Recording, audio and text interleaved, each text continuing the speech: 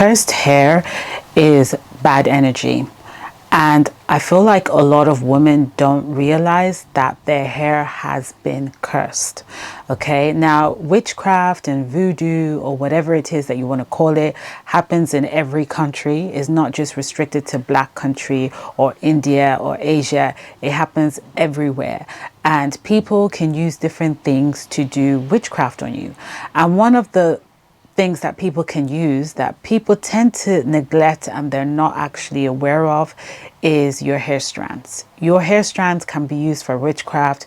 Your hair strands can be used to do voodoo and all that kind of stuff.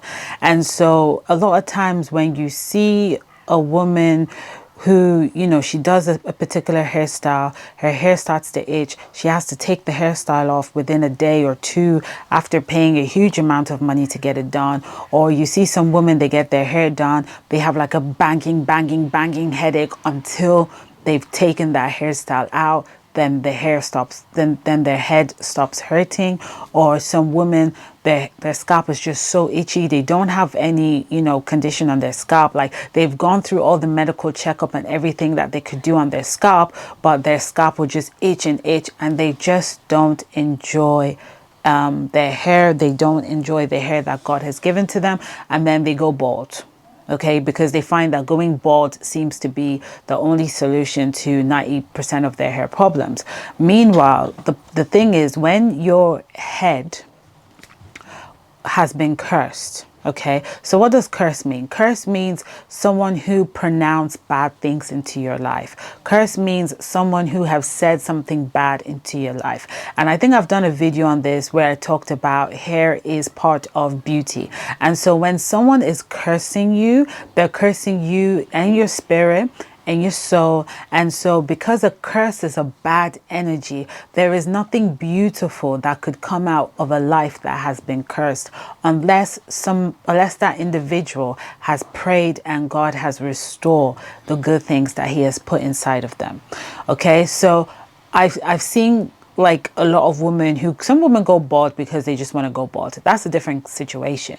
But, you know, majority of women have a lot of story to tell behind the baldness. And you see some women who just resort to wearing wigs 24/7 because their hair is constantly having these issues. We are living in evil times. This is a very wicked world. And so you have to be careful the type of hairdressers that you're picking. You shouldn't be that person to go from one hairdresser to another hairdresser to another hairdresser. It is very, very risky. One of the easiest ways that your hair can be used for witchcraft is when you go to the hairdresser and your hair sheds and it's on the floor, and the hairdresser does not put it away in a private and confidential place.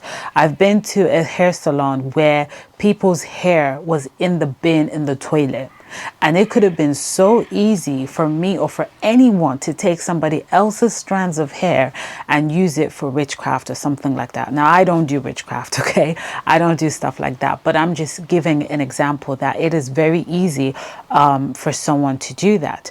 So in order for us to prevent such a thing, certain actions need to be taken.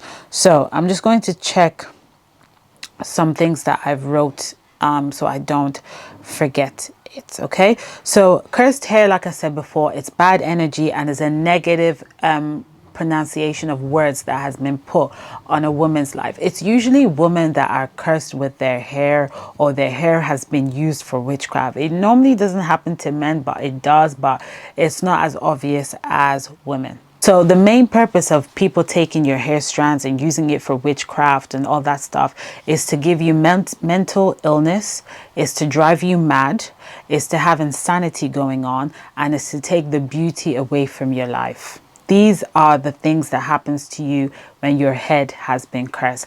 Okay, when you see a woman with nice, beautiful, glowy, flowy hair, it reflects in how she dressed, it reflects in how she moves and how she walks, right? Because it is part of beauty. But when the head has been cursed, okay, her whole life just looks ratchet, it looks dull, there's no glow, the hair don't look nice, every product she uses, it doesn't reflect. And not only that, when a woman has been cursed, on her head, she would have a hard time enjoying her marital life, and she would have a hard time enjoying her relationship with her spouse. So there is a couple of consequences when your head has been cursed. Okay, now some of you don't know whether your head has been cursed, or maybe you're just having certain conditions on your hair. So I'm going to tell you and give you the signs of a cursed hair. So one of them is irritated hairstyles within a week or within a few days. So I've touched on this earlier on. If you're doing a hairstyle today and all of a sudden, you know, you're getting irritated, like you just get very irritated, and you know it's not the dirty scalp, you know it's not the hairdresser because she's been doing the hair, but the irritation does not stop until the hairstyle comes off, and this always happens to you every single time. It's a sign that your head has been cursed. Another sign is when you're having dreams of somebody doing your hair in a dream. It's a sign that your head has been cursed. Okay, so you're not supposed to have dreams of someone plaiting your hair, twisting your hair. No, you're not supposed to have dreams of that. That's a sign that your head has been cursed. Another one is constant migraine. Okay, so whether you do your hair or you don't do your hair, if you're having constant migraine, if you feel like someone's hitting your head so badly and it's like a bang, bang, bang, migraines, you know, it's not ordinary, it's a spiritual attack, so it needs to be addressed. Now I'm going to tell you how you're going to solve these things. Okay, the next sign is when you feel like something is moving on your head. You cannot feel it, you cannot see it, but for some reason you feel like something is moving around your head, and you might scare yourself to think that, oh, this might be brain tumor or something like that. And before you scare yourself off, I really need you to address it spiritually before you start allowing Google to scare you off, or allow the doctors to scare you off. If you feel like you can hear people talking on your head, I know it sounds strange to some people. You feel like somebody's talking in your head, or you feel like you just feel like you can hear conversations going on, or your name is being called out loud somewhere. These are signs that your head has been cursed. Another one is your hair is growing in a way that it looks like insects are biting your hair. So just a second, I'm just going to check if this microphone, yeah, it's working. Okay, so what do I mean by that? Like, obviously some people's hair don't grow in the same length. Some people, their hair grow more in the front than the back, and some people grow more at the back than the front. That's norm. But if your hair is growing in a way that it looks like people has been biting it, and it's just all over the place, like there's just no, like it looks like someone's chopping it and chopping it and chopping it and chopping it, that's a sign that your hair has been cursed. Another sign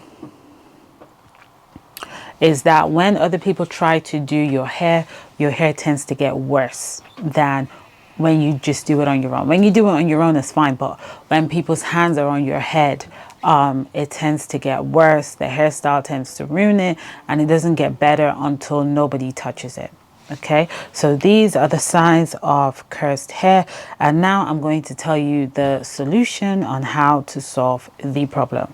So one is to stop allowing people to do your hair. Okay, this is the number one sign. See, this is my problem with spiritual people in the Christian world. Now I'm a Christian, okay, so I can only address my Christian women. Some women are so spiritual that they will have a dream about, you know, their head being cursed and everything, and they will still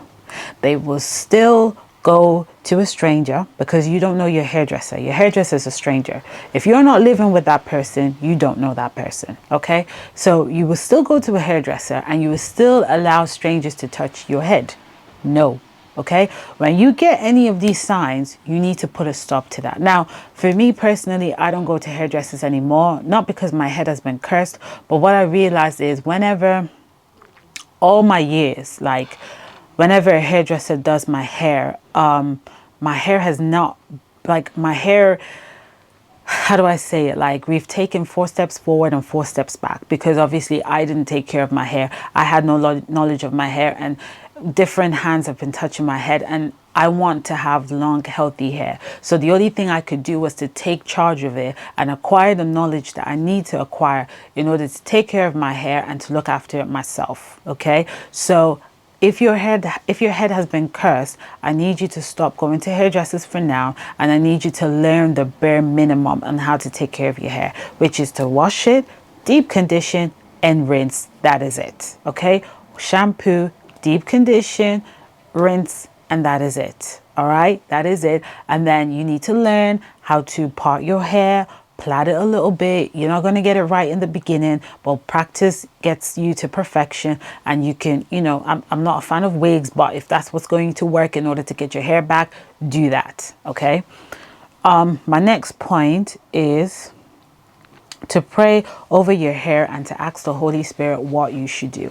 I'm obviously not going to leave prayer out of it, because prayer is the reason why my hair got restored. Okay, I had traction alopecia and I nearly damaged my scalp from relaxers. God saved me. And I remember I had loads of bald patches at the back of my head, and I went on my knees and I told God, I said, God, look, I want to have long, healthy, natural hair. Like what you've given to me for free, I want it back. And what the Holy Spirit had told me was to use rosemary oil. And now the back of my head is back to normal and it's in good condition. So you need to be praying over your head. You know, you get an oil, pray over the oil, anoint your head. When you're in the shower, pray over your head. You can take a bottle of water, pray into the bottle of water and put it on your head. Do not underestimate prayer. When it comes to spiritual attack, spiritual things can only tackle spiritual things.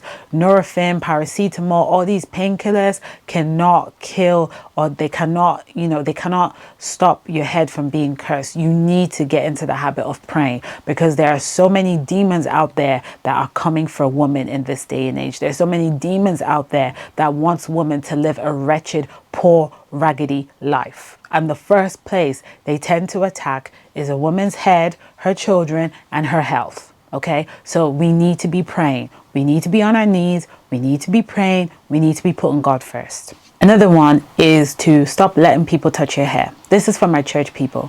When you go to church and pastor's like, oh, I want to pray for you, stop letting pastor touch your forehead, especially hair. Do not let people touch you hair.